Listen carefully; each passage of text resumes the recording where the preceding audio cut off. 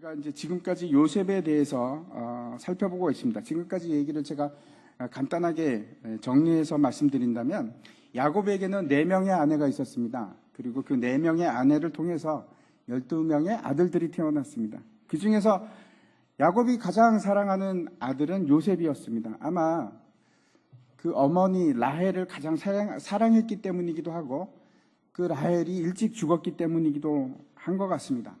그 아내를 사랑하는 마음이 그 아들에게도 이어진 것 같습니다. 그런데 그 사랑하는 요셉 때문에 나머지 11 형들은 시기하고 죽이려고 합니다. 그래서 죽이지는 못했지만 이집트로 요셉을 노예로 팔아버립니다.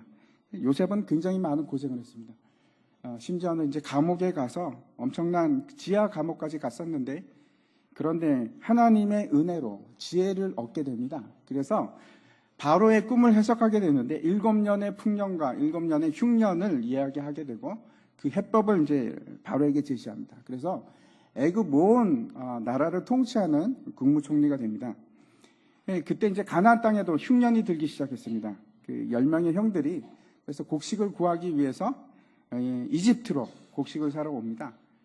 요셉은 분명히 이제 알아봅니다. 하지만 그 총리가 자신들이 죽이려고 했던 요셉이라는 사실을 형들은 알지를 못합니다. 요셉이 이제 제일 먼저 했던 것은 그 10명의 형들을 스파이, 정탐꾼으로 몰아가는 것입니다. 그리고 그 중에 한 명을 인질로 잡습니다. 그리고 뭐라고 하는가 하면, 막내 동생 베냐민을 데리고 오지 않으면 인질을 풀어줄 수 없다, 이렇게 얘기를 합니다. 이제 한 명을 애굽에 남겨두고 나머지 9명의 형제들이 다시 가나안 땅으로 돌아옵니다. 그리고 이제 가장 큰 형의 이름이 르우벤인데, 그 르우벤이 그 아버지 야곱에게 이렇게 얘기합니다. 인질로 잡혀있는 형제 시므온을 데려오기 위해서는 그러면 우리가 베냐민을 데리고 가야만 합니다, 아버지. 그랬더니 그때 그 야곱이 했던 말이 있습니다. 그 말이 어디 있는가 하면 42장 36절인데 한번 보여주십시오. 예, 같이 한번 읽을까요? 같이 한번 읽겠습니다. 시작. 그들의 아버지 야곱이 그들에게 이르되 너희가 나에게 내 자식들을 잃게 하도다. 요셉도 없어졌고 시므온도 없어졌거늘 베냐민을 또 빼앗아 가고자 하니 이는 다 나를 해롭게 함이로다. 아멘. 이 다 나를 해롭게 함이로다 하는 말이 무슨 말인가 하면, 나에게는 너무나 절망적이다, 그런 말입니다. 왜 나만 이런 짐을 지고 살아가야 하나 하는 것이 이제 야곱의 한탄입니다. 다시 한번 그 야곱의 생애를 한번 생각해 보시기 바랍니다. 그가 형을 피해서 하란으로 갑니다. 그래서 외삼촌 라반의 집에서 고생을 하는데 20년간 속아가면서 열심히 노동을 합니다. 그뿐만 아니고 라반에게 쫓겨서 내려오다가 다시 형에게 쫓기는 신세가 되고, 형을 만나서 해결이 되고 큰 부자가 됩니다. 그렇지만 그 삶이 편안하지는 않습니다. 세겜에서는 땅이 강간을 당하는 그런 일을 당하고, 그 때문에 아들들 중에 몇 명이 잔혹하게 그 사람들을 살인하는 그런 일이 있었고, 그리고 이제 가장 가슴 아픈 일은 뭔가 하면은 가장 사랑하는 아들 요셉이 짐승에게 찢겨 죽었다 하는 소식을 듣는 일이었습니다. 물론 그건 사실은 아닙니다. 그렇지만 그걸 사실로 믿고 지금 20년째 살아오는 겁니다. 가슴에 묻고, 자기 사랑하는 아들이 먼저 죽은 것을 가슴에 묻고. 그런데 이제 아들 시므온이 스파이 혐의로 잡힙니다. 그리고 지금은 그 애굽의 총리가 자신이 그 유일하게 낙으로 삼고 있는 아들 베냐민까지 데리고 오라고 하는 겁니다. 만약 그 아들까지 잃게 되면 나는 죽고 말 거야 라고 하면서, 나는 그럴 수 없어 하는 것이 지금 야곱의 입장입니다. 중요한 것은 그때가 언제인가 하면은 흉년 첫 번째 해입니다. 요셉은 이 흉년이 얼마 동안 지속되지를 분명히 알고 있습니다. 몇 년 동안 지속됩니까? 7년 동안 지속됩니다. 그런데 야곱도 그 사실을 알지 못하고 그 형제들도 그 사실을 전혀 모르고 있습니다. 금년에는 엄청난 기근이 들었지만 아마 내년에는 좋아질 거야 하는 것이 그 야곱과 형제들의 생각이었습니다. 그런데 그 다음 해가 되고 나니까 전혀 그렇지가 않습니다. 작년보다 올해가 더 기근이 심해지기 시작한 겁니다. 1절과 2절 말씀 보여주시기 바랍니다. 그 땅에 기근이 심하고 그들이 애굽에서 가져온 곡식을 다 먹음에 그 아버지가 그들에게 이르되 다시 가서 우리를 위하여 양식을 조금 사오라. 배고픔 앞에 장사가 어디 있습니까? 예, 없습니다. 야곱의 의지가 조금씩 무너지기 시작하는 겁니다. 먹을 것이 없는데 어떻게 하겠습니까? 먹어야죠. 방법이 없습니다. 그런데 이 모든 것이 하나님께서 몰아가는 방법입니다. 옛날에 우리나라 IMF 사태가 터졌을 때 제 주변에 있는 사람들이 그런 말을 하는 것을 참 많이 들었습니다. 사실 IMF는 나 때문에 하나님께서 이 땅에 주신 거야 라는 고백을 참 많이 들었습니다. 뭐 그런 말이 있어 라고 생각하실지도 모르겠지만 저는 충분히 그럴 수 있다고 생각합니다. 하나님이 하시는 일은 모든 일에 그 뜻이 담겨져 있습니다. 그래서 이 사람에게는 이런 이유로, 저 사람에게는 저런 이유로 사건이 일어납니다. 물론 그 하나하나 사건이 융합해서 통합적으로 하나님께서 이루시는 뜻이 있습니다. 그래서 한 사람을 위해서 IMF가 발생했다. 저는 뭐 그렇게는 이야기하지 않지만 분명히 그 사람 때문에 IMF가 존재한 것도 사실입니다. 당시 기근도 마찬가지입니다. 기근이 들었는데 이것은 분명히 야곱과 그 형들에 관해서 하나님께서 다루시는 방법이 되고 있습니다. 물론 그 기근이 그러면 몇 명을 위해서만 지금 기근이 생겼나? 그렇지는 않습니다. 하나님의 놀라운 계획이 있기 때문에 기근이 생겼습니다. 하지만 분명히 야곱과 그 아들들 때문에 기근이 반드시 필요한 일이기도 합니다. 요셉은 그 형들이 이제 반드시 곡식을 사러 올 줄 알았습니다. 7년을 견딜 수 있는 사람이 어디 있겠습니까? 자신에게 분명히 다시 양식을 사러 올 것을 알고 있었습니다. 다른 방법은 없습니다. 살아남는 유일한 방법이 뭔가 하면 요셉에게 가서 식량을 구하는 것 외에는 방법이 없습니다. 곡식이 이제 점점 떨어져 나가기 시작합니다. 이제 결단이 필요한 겁니다. 그래서 야곱이 지금 이렇게 얘기하고 있습니다. 다시 가서 우리를 위해 곡식을 조금 사오라. 이때 이제 유다가 나서서 아버지를 설득하기 시작합니다. 우리가 막내 베냐민을 데리고 가야지만 아버지 식량을 살 수가 있습니다. 야곱이 그때 하는 말이 이겁니다. 아니, 너희들이 괜한 소리를 해서, 동생이 있다고 괜한 소리를 해서 그 일 때문에 나를 이렇게 괴롭히고 있지 않느냐. 왜 그런 말을 했니? 이렇게 합니다. 그랬더니 그렇게 할 수밖에 없었습니다 라고 얘기를 하지만 우리는 잘 알고 있습니다. 그 이야기를 하건 하지 않건 요셉은 모든 걸 다 알고 있습니다. 베냐민이라는 동생이 있는 것을 분명히 알고 있습니다. 우리는 그렇게 생각합니다. 모를 거야. 예, 그렇지만 하나님은 다 알고 계십니다. 하나님께서 우리의 마음을 보시고 우리의 생각을 감찰하시고 모든 상황을 다 알고 계십니다. 하나님 앞에서 우리가 뭘 속일 수가 있겠습니까? 하나님 앞에서 우리가 뭘 숨길 수가 있겠습니까? 우리가 할 수 있는 것은 우리 모습 그대로 하나님께 나아가는 겁니다. 유다가 이제 이렇게 얘기합니다. 우리와 함께 베냐민을 보내지 않으면 우리도 죽을 뿐만 아니고 아버지, 우리만 죽는 것이 아니고 베냐민도 죽습니다. 먹을 게 없습니다, 아버지. 이대로 우리가 굶어 죽어야 합니까? 아버지도 죽고 저희도 죽고 그 사랑하는 아들 베냐민도 죽습니다. 보내주십시오. 만일 베냐민에게 무슨 일이 있으면 내가 내 생명을 담보로 걸겠습니다. 이렇게 이제 유다가 얘기합니다. 9절 말씀입니다. 같이 한번 읽겠습니다. 시작. 내가 그를 위하여 담보가 되어 오르니 아버지께서 내 손에서 그를 찾으소서. 내가 만일 그를 아버지께 데려다가 아버지 앞에 두지 아니하면 내가 영원히 죄를 지리이다. 유다가 아들들의 대표가 되어서 아버지께 이렇게 얘기하는 겁니다. 내가 책임지겠습니다, 아버지. 내 생명을 걸겠습니다. 다시 우리가 이 요셉의 얘기를 전체적으로 한번 생각해 보시기 바랍니다. 결국 기근이 일어난 것이나 요셉을 이집트로 보낸 것이나 모든 것이 하나님의 큰 구원의 계획 아래 있습니다. 분명합니다. 뿐만 아니고 어떤 계획이 포함되어 있는가 하면 요셉을 통해서 아버지 야곱을 변화시킬 뿐만 아니고 치유하고 회복시킬 뿐만 아니고 요셉을 통해서 그 형들을 지금 회복시키려고 하는 계획이 있습니다. 먼저 유다를 통해서 형들의 변화를 보여주고 있습니다. 첫 번째, 한번 넘겨주십시오.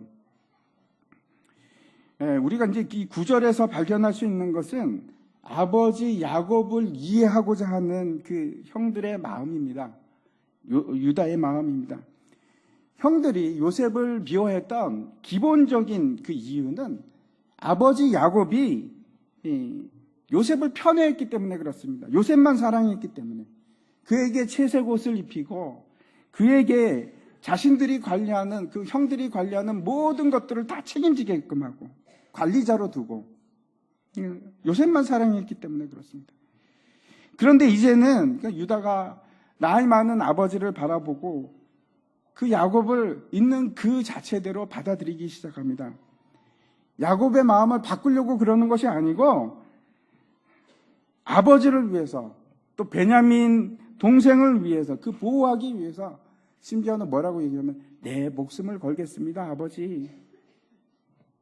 왜 이런 변화가 시작되었을까요? 왜 그런가 하면 첫 번째, 그 형들의 마음에 자신이 죄인이라는 죄책감이 일어나기 시작했기 때문에 그렇습니다. 형들이 스파이로 몰리기 시작하면서, 그리고 또 도둑으로 몰릴 위험에 처함으로써 자신들의 죄가 하나님 앞에 낱낱이 드러나게 되었다. 하나님 앞에서 내가 도저히 내 죄를 숨길 수가 없구나 하는 것을 깨닫기 시작했기 때문에 그렇습니다. 그리고 또 두 번째 이유가 있는데 그게 뭔가 하면 상황입니다. 막다른 길에 이르게 된 겁니다. 다른 선택의 여지가 없습니다. 죽거나 아니면 애굽으로 내려가서 식량을 구하거나 둘 중에 하나입니다. 결국 자신을 꺾고 야곱이 그 마음을 받아들일 수 없는 상태로 갔는데, 그런 상황으로 하나님께서 몰아가시는 겁니다. 기근을 이길 수 있는 방법, 유일한 방법은 요셉을 만나는 겁니다. 이집트로 내려가서 요셉을 만나는 겁니다. 아버지를 이해하고 아버지의 그 모든 것을 있는 그대로 받아들이고 용서했을 뿐만 아니고 아버지를 위해서 내 자신을 희생할 수 있는 그런 마음을 가지기 시작합니다. 어떤 사람을 내가 용서한다는 거, 그건 어떤 일로 시작하는 건가 하면 그 사람이 바뀌기를 기다리는 것이 아니고 내가 바뀌기 시작하는 겁니다. 여러분, 아직도 마음속에 부담되는 사람이 있으십니까? 아니면 화해하지 못하고 있는 사람들이 있습니까? 그 사람을 바꾸려고 하지 마십시오. 누가 바꿔야 하는가 하면 내가 그 사람을 있는 그대로 받아들이기 시작하는 겁니다. 그것이 화해의 시작입니다. 받아들이십시오. 있는 그대로. 이제 먼저 아들이 변했고 두 번째 야곱이 변화하기 시작합니다. 한 장 넘겨주십시오. 아버지가 변화하기 시작하는데 유다가 이제 아들들을 대표해서 내가 베냐민을 책임지겠습니다 라고 하자 야곱이 드디어 자신의 뜻을 굽히기 시작합니다. 그래, 아우를 데리고 가라. 혹시 오늘 본문을 아까 읽으면서 여러분이 눈치채셨을지 모르겠는데 야곱의 마음의 변화가 가시적으로 나옵니다. 여러분 혹시 왜 그런지 아십니까? 이름이 바뀝니다. 야곱의 이름이 바뀌기 시작합니다. 42장만 하더라도 야곱이 야곱으로 불리우는데 43장에 들어가서 그 이름이 바뀌기 시작합니다. 6절을 보십시오. 6절, 8절, 11절에 보면 이스라엘이라고 불리우기 시작합니다. 여러분, 이스라엘이란 이름이 어떤 이름인지 여러분 기억나시죠? 야곱이 야복강 가에서 하나님과 씨름하면서 나에게 복을 주십시오. 나에게 하늘의 복을 주십시오. 하나님의 약속에, 언약의 약속을 나에게 주십시오. 그리고 받아낸 이름이 이스라엘입니다. 32장 말씀인데 우리가 다시 한번 확인하겠습니다. 그 사람이 그에게 이르되 내 이름이 무엇이냐? 그가 이르되 야곱이니이다. 그가 이르되 내 이름을 다시는 야곱이라 부를 것이 아니요 이스라엘이라 부를 것이니 이는 내가 하나님과 및 사람들과 겨루어 이겼음이니라. 그 이스라엘이란 이름이 그때 불리운 게 아니고 이제서야, 지금 이 순간에 와서야 그 이름이 불리기 시작합니다. 무슨 얘기입니까? 이제 야곱이 영적으로 승리하기 시작했기 때문에 그렇습니다. 어떻게 우리가 그 사실을 확인할 수 있습니까? 14절에 나옵니다. 오늘 본문 14절 같이 한번 읽겠습니다. 같이 읽겠습니다. 시작. 전능하신 하나님께서 그 사람 앞에서 너에게 은혜를 베푸사 그 사람으로 너희 다른 형제와 베냐민을 돌려보내게 하시기를 원하노라. 내가 자식을 잃게 되면 이르리로다. 내가 자식을 잃게 되면 이르리로다. 내가 자식을 잃으면 이르리로다. 하나님 앞에 모든 것을 내려놓기 시작했다는 뜻입니다. 여러분, 부모님들 되시면은 다 동의하실 겁니다. 가장 내려놓기 힘든 것이 자식입니다. 죽을 때까지. 그런데 야곱이 이런 말을 하기 시작합니다. 내가 잃으면 이르리로다. 내 자식을. 아브라함이 이삭을 내려놓고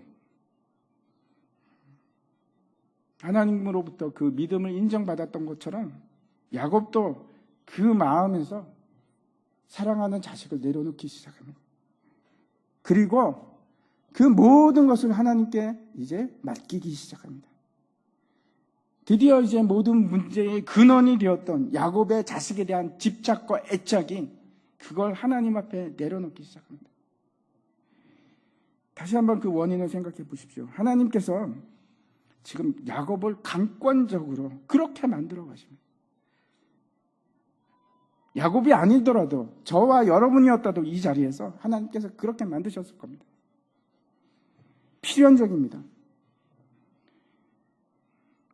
만약에 그가 그 아들을 내려놓지 않으면 자기도 죽고 온 가족이 다 죽습니다. 선택의 여지가 없는 겁니다. 하나님께서 이런 극단적인 방법을 사용하십니다. 내려놓지 않으니까.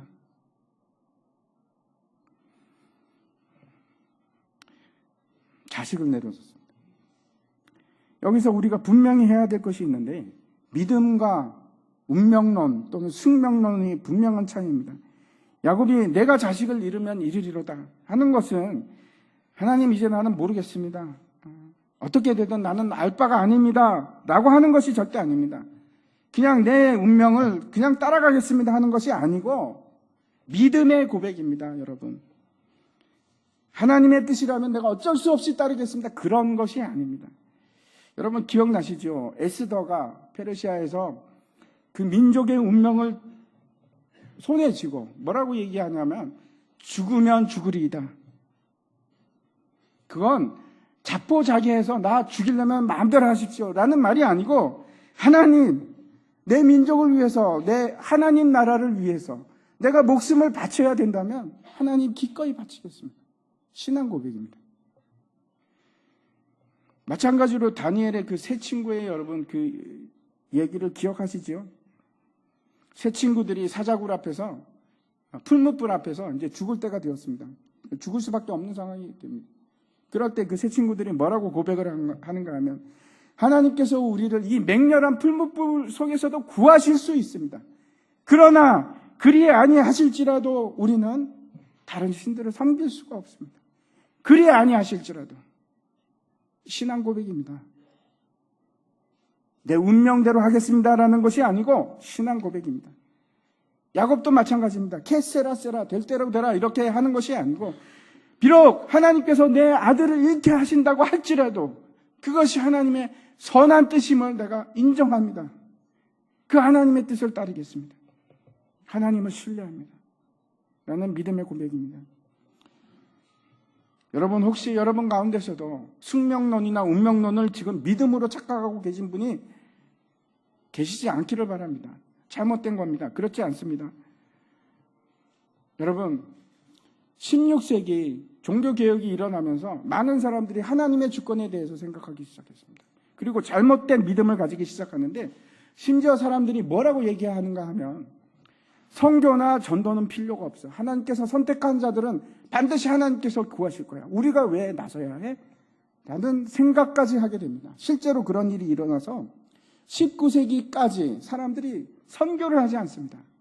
여러분 잘못된 겁니다. 그게 아닙니다. 하나님의 믿는 믿음은 운명론이 아니고 숙명론이 아닙니다. 여러분, 여러분의 자녀나 여러분의 남편이나 아내가 믿지 않을 때 여러분 어떻게 하십니까? 하나님의 뜻이겠지? 무책임한 겁니다. 복음을 전하십시오. 최선을 다하는 것이 그것이 믿음입니다.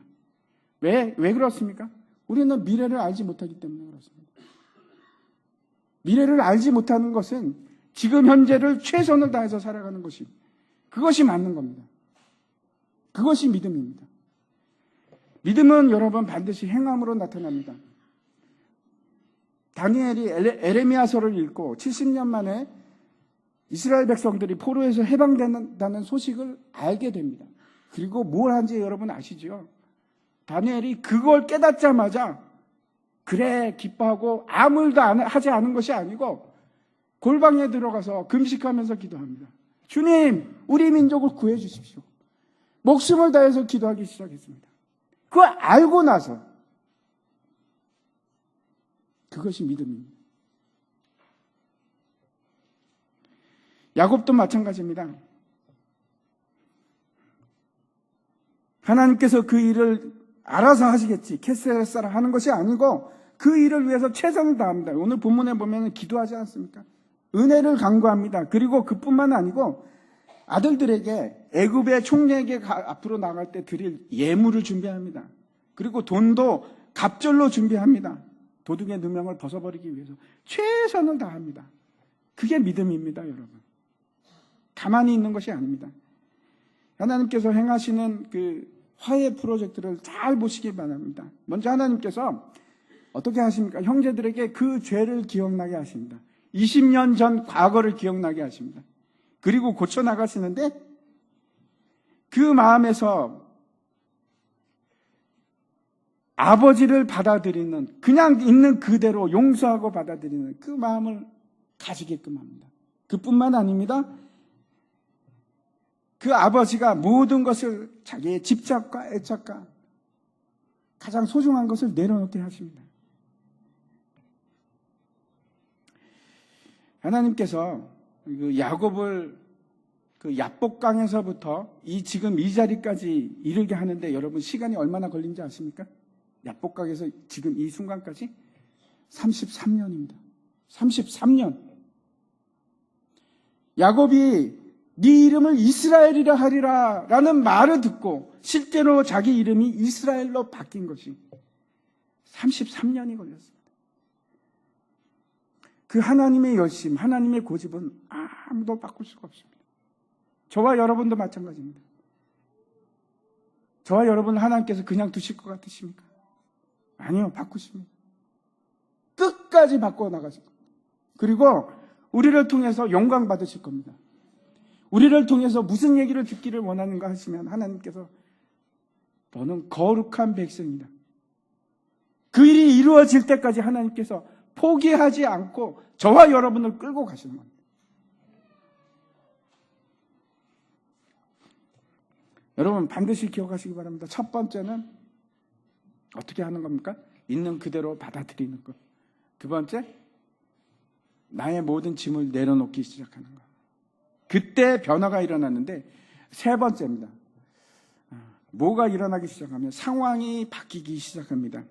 요셉의 형제들이 근심하는 것이 세 가지가 있었습니다. 첫 번째는 뭐냐 하면 요셉의 형제들이 가지고 있는 그 돈 문제, 자루 속에 숨겨져 있던 돈 문제입니다. 도둑으로 물릴 수밖에 없는 그 상황, 그 누명을 어떻게 벗을 것인가 하는 것이 첫 번째고, 두 번째는 시므온 문제입니다. 형제 중에 한 명이 지금 감옥에 갇혀 있습니다.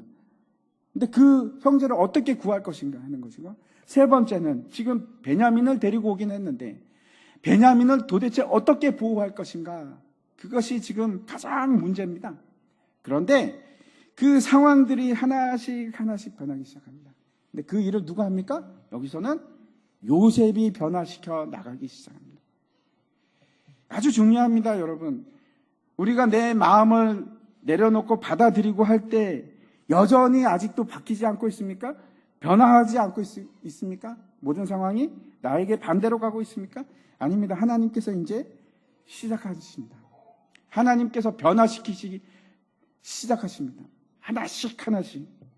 그건 나에게 달려있는 것이 아니고 하나님께서 직접 바꾸시기 시작합니다.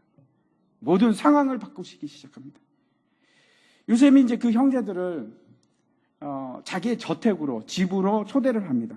같이 식사를 하자고. 정오에 같이 식사를 하자고 초대를 합니다.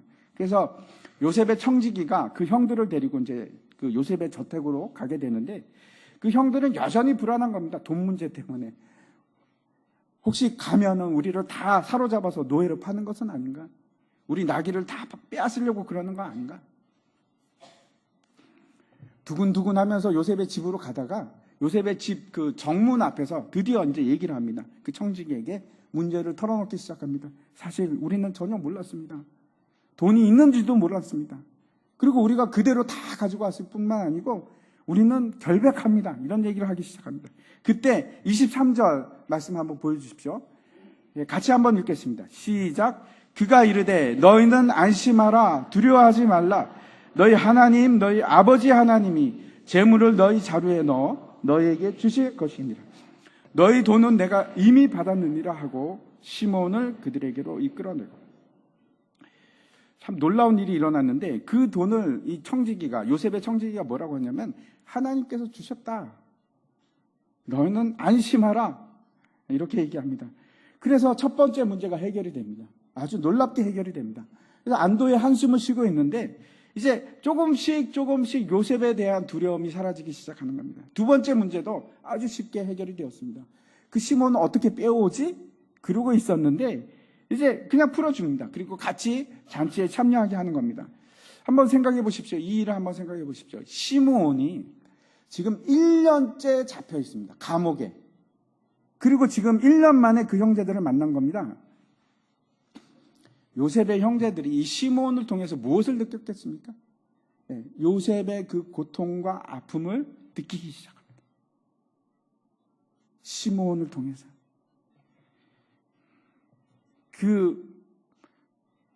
자기의 친동생을 그렇게 팔아넘겼을 때 그 친동생이 당할 고통과 아픔이 어떤 것인지 서서히 알기 시작합니다.